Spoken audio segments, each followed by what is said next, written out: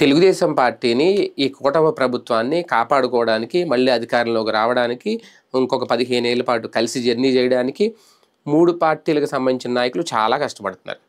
కానీ తెలుగుదేశం పార్టీలో చంద్రబాబు నాయుడు గారి పరువు తీసే పనులు కొంతమంది చేస్తున్నారు. అది ఆల్రెడీ మొదటి నుంచే మొదలైంది. ఎక్కడికక్కడ తెగ్గొట్టే ప్రయత్నం చేశారు. అప్పట్లో చూడండి, ఒక సోషల్ మీడియా యాక్టివిస్టు భారతీ గారి గురించి ఇష్టం వచ్చినట్టు మాట్లాడితే ఇమీడియట్గా అతను అరెస్ట్ చేసి లోపలేశారు. మనవుడే కదా ఎక్కడ క్షమించట్లేదు. అలాగే కొంతమంది పార్టీలో కొంతమంది లైన్ దాటి మాట్లాడుతున్న ఎమ్మెల్యేలకు మీద క్రమశిక్షణ సంఘం ముందు హాజరుపరచడం, వాళ్ళతో మాట్లాడడం. అటు జనసేన కూడా అంతే. జనసేనలో కూడా ఏమైనా వివాదాలు చేసే వాళ్ళు ఇమీడియట్గా సస్పెండ్ చేసేస్తున్నారు. ఇప్పుడు తాజాగా ఈ నకిలీ మద్యం తయారీ విషయంలో కూడా అంతే.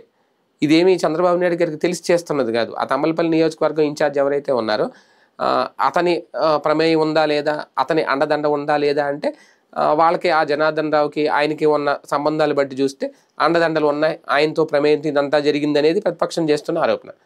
అలాగని చెప్పి వాళ్ళని వెనకేసుకు రాలేదు, అలాగని చెప్పి వాళ్ళని మీద వేసుకోలేదు. చంద్రబాబు నాయుడు గారు చేసిన పని ఏంటంటే ఇమీడియట్గా వాళ్ళని సస్పెండ్ చేసేసారు. ఇమీడియట్ సస్పెన్షన్ ఏదైతే ఉందో అది పార్టీ మీద ఎలాంటి మరక రాకుండా చేసుకునే ప్రయత్నంలో అయితే సక్సెస్ అయ్యారు.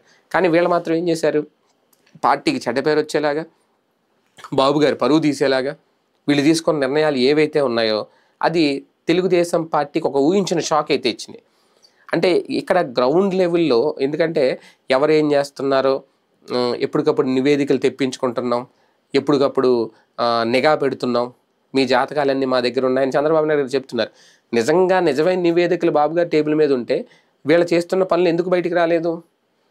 నియోజకవర్గంలో ఎమ్మెల్యేలు సిండికేట్ వ్యక్తులను ఇబ్బందులు పెడుతున్నారు, లేదంటే మద్యం వ్యాపారుల్ని టార్చర్ చేస్తున్నారని చెప్పి మొదట్లో ఆళ్ళ పత్రికలే రాసినాయి. మరి అలాంటప్పుడు ఇలాంటి నకిలీ మద్యాలు తయారు చేస్తున్నారు, నకిలీ మద్యం ఫ్యాక్టరీలో పెట్టారు అని చెప్పి ఆయన నిఘా నివేదికలో ఎందుకు బయటపడలేదు? అంటే ఆయన చెప్పింది వాస్తవమా, ఆయనకు వచ్చే నివేదికలు అవాస్తవమా? ఇక్కడ తేలాల్సింది ఇదే. మొత్తానికైతే పార్టీలో నాయకులు చంద్రబాబు నాయుడు గారు ఏదో ఒక ఇటుకి పేర్చి ఇల్లును కడుతుంటే దాన్ని ఒక్కసారిగా వచ్చి ఎవడో కుప్పకూలు చేసినట్టు ఆయన ఎంతో కష్టపడి పింఛన్ల విషయంలో ఇంటింటికి వెళ్ళి పంపిణీ చేస్తున్నారు. నెల వచ్చేసరికి మరో పక్క లోకేష్ గారు కష్టపడుతున్నారు, ఇంకో పక్క పవన్ కళ్యాణ్ గారు కష్టపడుతున్నారు. ఎంతమంది కష్టపడి కూటమి నిలబెడుతుంటే ఇలాంటి వాళ్ళు అత్యుత్సాహం ప్రదర్శించి పార్టీ పరువు తీస్తున్నారు. ఇప్పుడు ఇది తెలుగుదేశం పార్టీ కార్యకర్తల్లో రేకెత్తుతున్న ఆందోళన.